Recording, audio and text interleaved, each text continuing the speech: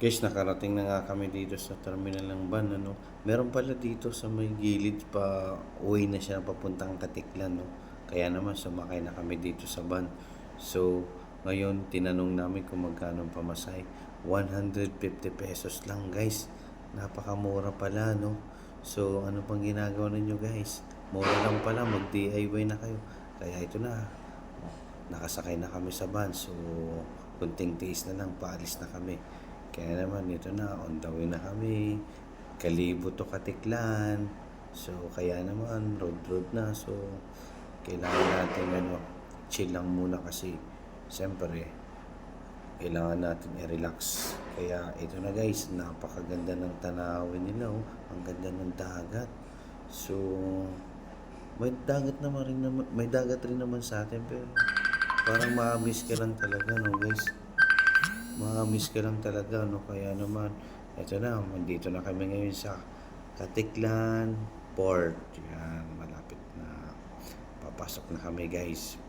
So, nakikita ko na ang dagat, ang lawak pala, no?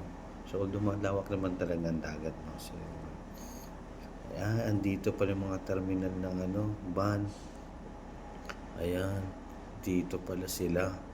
Pati yung, may series, no, bus. So, dito na kami ngayon, pumasok na kami sa port. So, dahil naka-online na tayo, wala na, easy na lang. So, pinakita ko na yung barcode yun, kaya wala na, papasok na lang kami. Ayan na, sasakay na kami ng bangka. Papunta na ng Boracay. So, madali lang guys mag-DIY, no? Hindi siya ganun kahirap, basta naka-online lang kayo dun sa pagdating sa port. So, easy na lang. Ayan na yung mga card. Tig-iisa na kami kasi may seat number daw yung sa bangka. Yan, ayan na. Excited na to.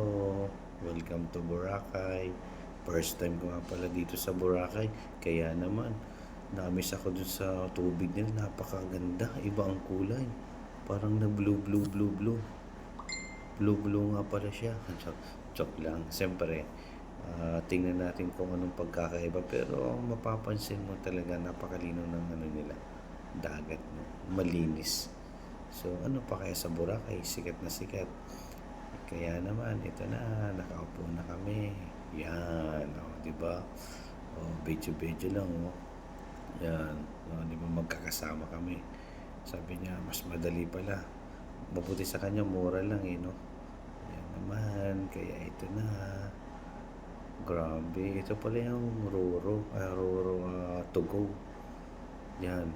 Dati kasi last year nagtugo yung mga kasama namin nung nag-team building kami ng Tyson.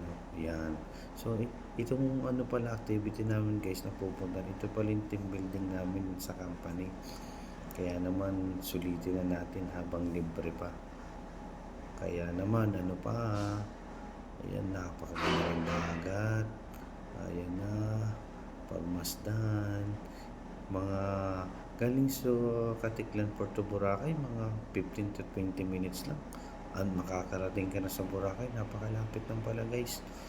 Ito na, dito na kami ngayon sa nakadaong na kami sa Boracay Port. Ayan, let's go.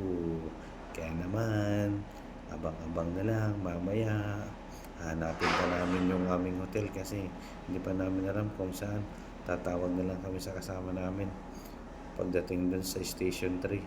Kaya ngayon electric tricycle kami, tawag nila. Update ko kayo mamaya. Bye bye.